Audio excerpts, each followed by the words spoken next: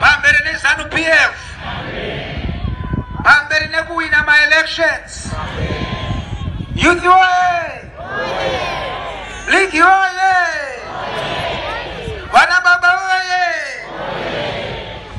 Pas ne bantu. Pam Soroi, Your Excellency,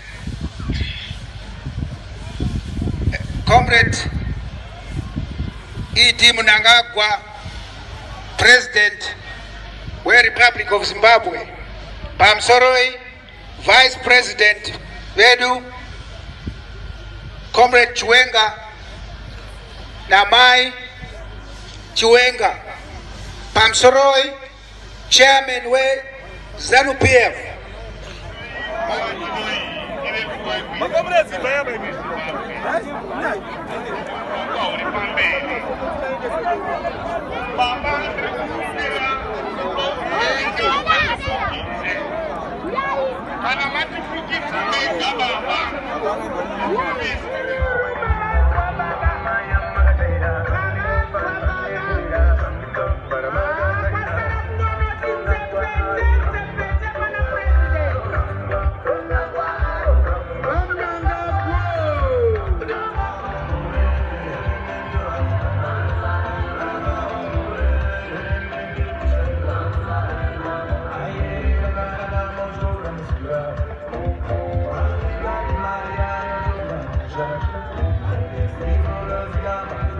Yeah.